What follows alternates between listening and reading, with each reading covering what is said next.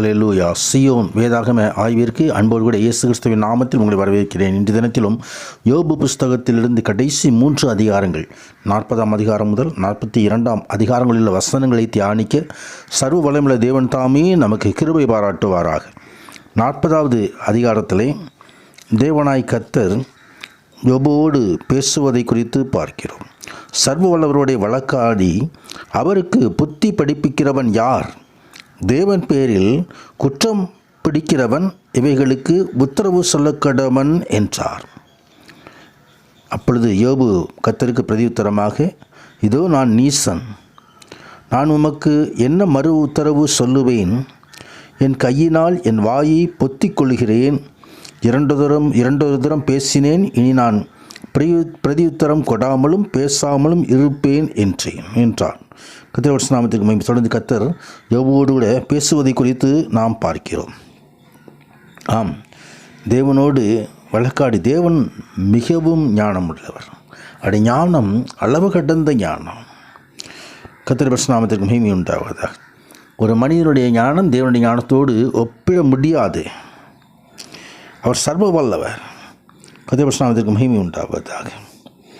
ஆம், வருடக்கணக்காக யோபு செய்த உண்மையான ஆராதனை மற்றும் அவருடைய வார்த்தைக்கு கீழ்ப்படிந்து நடந்திருந்தும் தேவன் அவனை நியாயமற்ற விதத்திலே நடத்தினார் என்ற அவனுடைய கருத்தோடு அவன் தொடர்ந்திருக்க வேண்டுமா என்ற தீர்மான நிலைமைக்கு அவன் வந்துவிட்டான். கர்த்தர் கேட்ட கேள்விகள், அநேக கேள்விகள் யோபுவை இந்த நிலைமைக்கு கொண்டு வந்தது. கர்த்தருடைய சமூகத்திலே தன்னை தாழ்த்துவதை குறித்து பார்க்கிறோம். தன்னை தாழ்த்துகிறவனுக்கு தேவனத்தை கிருபை அளிக்கிறார் என்று சொல்லி வேதம் தெரிவிக்கிறது.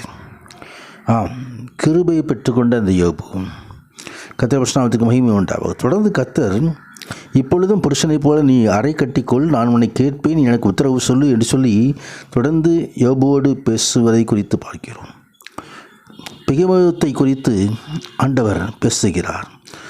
பிகமத் என்பது ஒரு நீர் யானையாக இருக்கலாம் என்று சொல்லி வேத அறிஞர்கள் சொல்கிறார்கள். தொடர்ந்து 41ஆம் அதிகாரத்திலே லிவியத்தானை குறித்து ஆண்டவர் பேசுகிறதை குறித்து பார்க்கிறோம். அது ஒரு ராட்சத முதலையாக இருக்கலாம் என்று சொல்லி அங்கே வேத அறிஞர்கள் சொல்லுகிறார்கள். கர்த்தர் நாமத்துக்கு மகிமை உண்டாவதாக. இந்த 41ஆம் அதிகாரம் முழுவதும் இந்த லிவியத்தானை குறித்தே ஆண்டவர் சொல்லுகிறார்.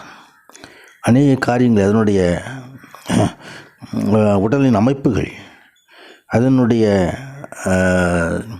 ஸ்ட்ரென்த்து, பலன் எல்லாவற்றையும் குறித்து மிக தெளிவாக ஆண்டவர் சொல்லுகிறதை குறித்து பார்க்கிறோம். கர்த்தர் நாமத்துக்கு மகிமை உண்டாவதாக.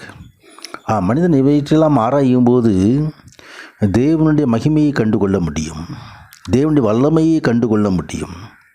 42வது அதிகாரத்திலே யோபு கர்த்தருக்கு பிரதியுத்தரமாக, தேவரீர் சகலத்தையும் செய்ய வல்லவர், நீ நினைத்த காரியம் தடைபடாது என்பதை அறிந்திருக்கிறேன் என்று சொல்லி தன்னை தாழ்த்தி ஒப்பு கொடுக்கிறதை குறித்து பார்க்கிறோம்.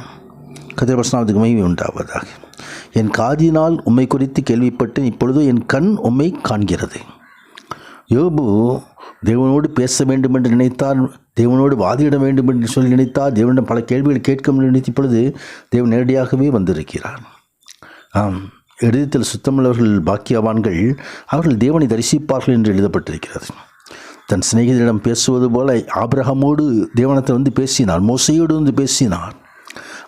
கர்த்தருடைய தாசத்திலே அவர் பேசுகிறவர். கர்த்தர் நாமத்துக்கு மகிமை உண்டாவதாக. யோபுவோடு வந்து இங்கே பேசினார். யோபு தன்னை தாழ்த்தினார். எனவே கர்த்தர் இந்த சிநேகிதர்கள் சொன்னதான காரியம் கர்த்தருக்கு அது விசனத்தை உண்டு பண்ணினது. என் கோபம் மூழ்கிறது. என் தாசனாய் யோபு பேசினது போல நீங்கள் என்னை குறித்து நிதானமாய் பேசவில்லை என்று சொல்லி நீங்கள் 7 காளைகளையும் 7 ஆட்டுக்கடாக்களையும் தெரிந்து கொண்டு என் தாசனாகி யோபுவினிடத்தில் போய் உங்களுக்காக சர்வாங்க தகன பலிகளை இடுங்கள், என் தாசனாகிய யோபுவும் உங்களுக்காக வேண்டுதல் செய்வான், நான் அவன் முகத்தை பார்த்து உங்கள் புத்தியனத்துக்கு தக்கதாக நடத்தாதிருப்பேன் என்று சொல்லி ஆண்டவர் சொல்கிறதான அவர் காரியத்தை குறித்து பார்க்க. யோபுவும் தன் சிநேகிதருக்காக ஜெபித்த பொழுது கர்த்தர் அவன் சிறையிருப்பை மாற்றினார் என்று வேதவசனம் சொல்கிறது. முன்னிலையை பார்க்கிலும் பின்னலமையை ஆசீர்வதித்தார். இரட்டத்தனையான ஒரு ஆசீர்வாதம் யோபுவுக்கு கடந்து வந்தது. கர்த்தருடைய பரிசுத்த மகிமை உண்டாவதாக. ஆம், சோதனைகளை சகிக்கிற மனுஷன் பாக்கியவான். அவன் சோதனைகளெல்லாம் சகித்த பின்பு அவன் எப்படிப்பட்டவன் என்பதை ஆண்டவர் அறிந்து கொள்கிறார். அதற்கு பலனை கொடுக்கிறார், ஆசீர்வாதத்தை கொடுக்கிறார். எந்த சோதனையில் நாம் இப்பொழுது கடந்து சென்றாலும் கர்த்தர் எல்லாவற்றையும் பார்த்து கொண்டிருக்கிறார். இதற்கான பலன் கண்டிப்பாக நமக்கு உண்டு. கர்த்தருடைய பரிசுத்த மகிமை உண்டாவதாக. தருமையான நாளிலும் தியானிக்கிற நம்ம வாழ்க்கையிலும் உலகத்தில் பாடுகள் வரலாம், உபத்திரவங்கள் வரலாம், சோதனைகள் வரலாம், பலவிதமான நெருக்கும் சூழ்நிலைகள் வரலாம். எது வந்தாலும் தைரியமாக ஆண்டவர் சமூகத்திலே விசுவாசத்தோடு காத்திருப்போம்.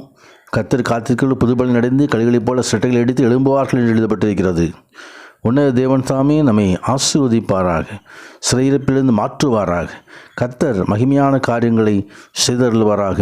ஆமேன், ஆமேன்.